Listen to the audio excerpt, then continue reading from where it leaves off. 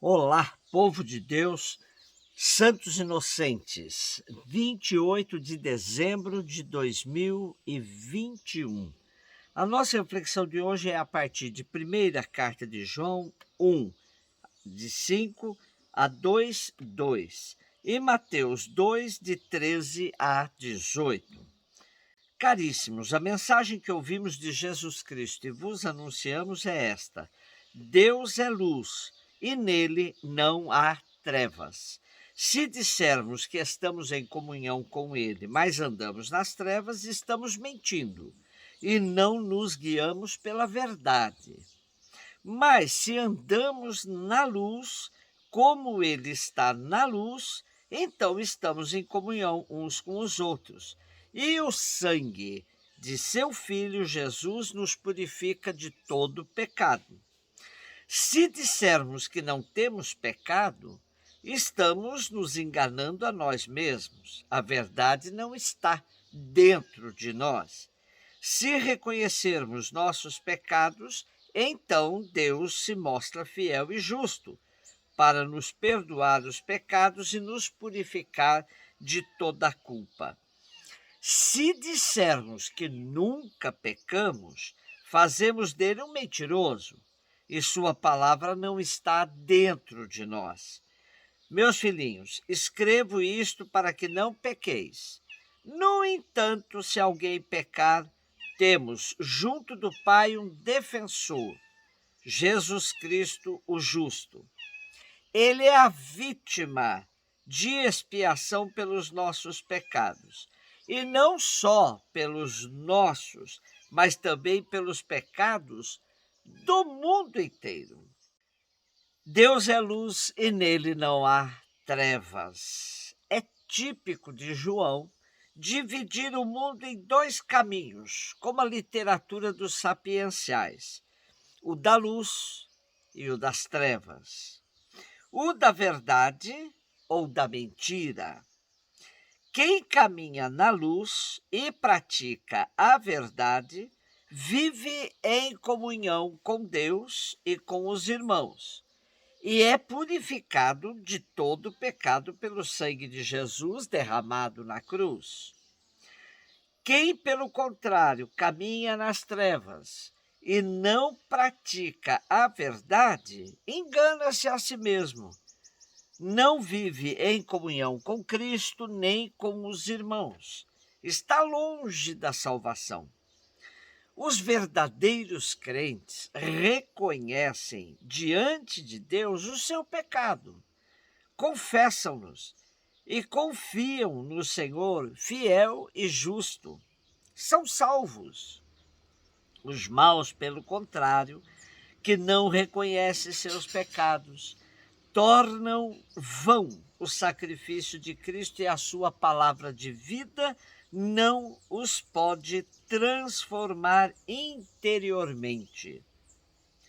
João ainda apresenta Jesus como o advogado junto do Pai, porque é ele que expia os pecados dos fiéis e os da humanidade inteira. O cristão não deve pecar, mas, se pecar, o melhor que tem a fazer é reconhecer o seu pecado e confiar na misericórdia daquele que o pode livrar da pobreza moral e restituí-lo à comunhão com Deus. Vivemos desafiados a dar testemunho da verdade num mundo que optou pela mentira, chamados a iluminar tantos espaços que estão submersos nas trevas. Nem sempre conseguimos distinguir com clareza a verdade e a luz, pois a mentira e as trevas vivem travestidas e se tornam atraentes e convincentes no meio de nós. As redes sociais repetem a exaustão algumas mentiras, até que elas se pareçam com a verdade. Há mesmo quem esteja viciado em divulgar e propagar mentiras, mesmo sabendo que essa ação possa prejudicar a outros. A difamação, por exemplo, virou moda, inclusive pelos grandes meios de comunicação. Como cristãos, precisamos assumir o compromisso de nunca passar para frente uma notícia que careça de comprovação. Assim, já estaremos contribuindo para dar testemunho da luz e da verdade. Mateus 2, de 13 a 18. Depois que os magos partiram, o anjo do Senhor apareceu em sonho a José e lhe disse: Levanta-te, pega o menino e sua mãe e foge para o Egito.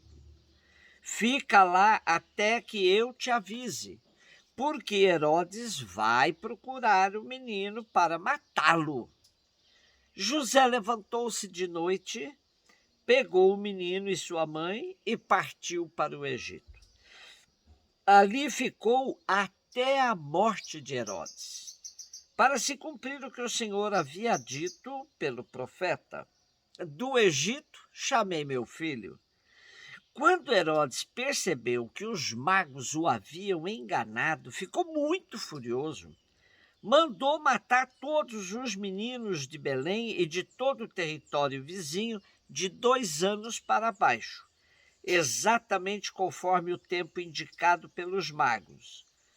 Então se cumpriu o que foi dito pelo profeta Jeremias.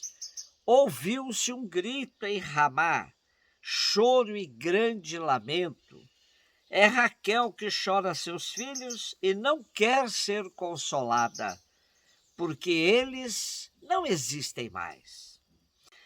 Com o evangelho de hoje, vemos a família de Nazaré fazendo a travessia de refugiados políticos, fugindo das fúrias do tirano Herodes, que faz um decreto de morte, fruto de sua total insanidade: matar todos os recém-nascidos, com o objetivo de eliminar o menino nascido em Belém, que atraiu até estrangeiros e é anunciado como o verdadeiro salvador da humanidade.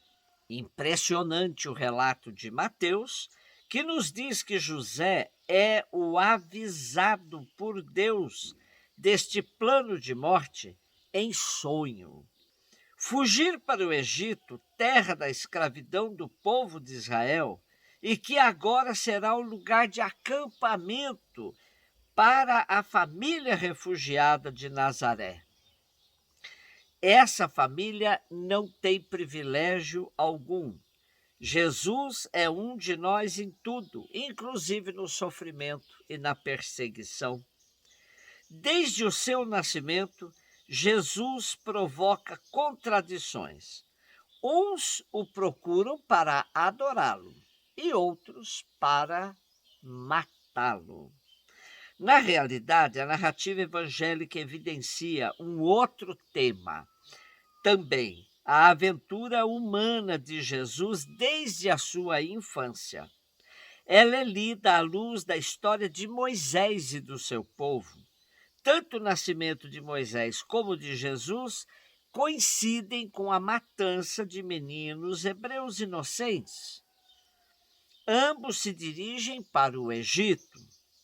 Ambos realizam a palavra: do Egito chamei meu filho. Finalmente, a profecia de Raquel, que chora seus filhos, recorda-nos que Jesus permanece o Messias procurado e recusado, em quem se realizam as promessas de Deus e as esperanças dos pobres, e se constituindo assim no motivo de queda para os poderosos. A festa dos Santos Inocentes, colocada tão perto do Natal, realça não só o dom do martírio, mas também a grande verdade que a morte do inocente revela. A maldade do pecador, como Herodes, semeia ódio e morte, enquanto o amor do justo e inocente, como Jesus, traz frutos de vida e salvação. Podemos classificar o ato de Herodes como hediondo e nos sensibilizarmos com os santos inocentes. Mas, inúmeras vezes, não temos a mesma sensibilidade com os gestos de Herodes no tempo de hoje, que provocam matanças semelhantes.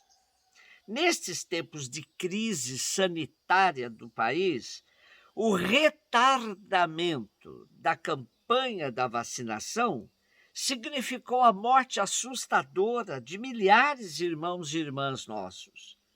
No atual momento, cada dia que ficamos, por exemplo, sem vacinar as crianças, poderá também significar outra matança.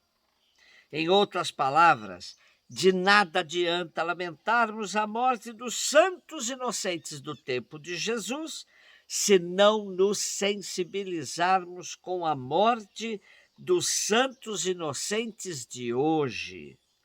É preciso nos apegarmos à luz e à verdade, denunciando toda e qualquer medida que privilegia as trevas e a mentira. Um beijo no seu coração.